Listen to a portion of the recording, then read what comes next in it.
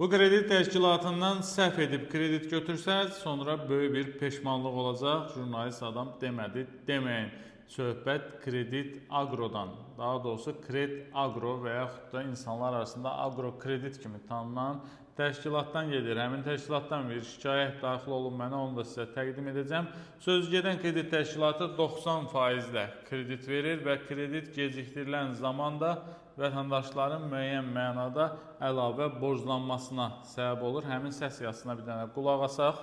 Aslında bir illik götürmüşdüm. Ayda da 60 manat ödəyəcəkdi ayın onu. Mən də ondan artıq ödəyirdim. 60 manat, 450 manat mənim kartıma atdılar. 450 manatı özlərinə götürdülər. Nə bilim, şirkət götürdü, nə götürdü.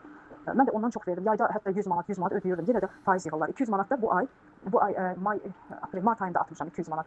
Yenə yığırlar. Baxın görün nə qədər borc qalır. Əzizlər, şikayətdən də göründüyü kimi vətəndaş krediti götürüb, hətta artıq ödənişlər etsə də faiz dərəcəsinin hesablanmasında heç nə dəyişməyib.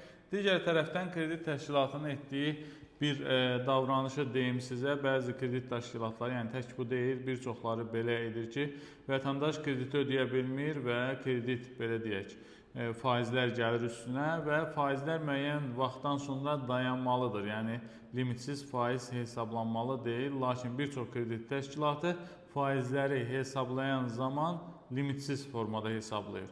Yəni deyək ki, siz 500 manat kredit götürmüsünüz, faizlərinizlə birlikdə 1000 manat olub və siz qərara gəlirsiniz ki, 200 manat verib aylığı azaldasınız. Amma 200 manat ödəyirsiniz, həmin 1000 manat olduğu yerdə qalır. Yəni hər dəfə siz yeni ödəniş etdikdə əlavə bir faiz gəlir və vətəndaşın pulları boşuna getmiş olur.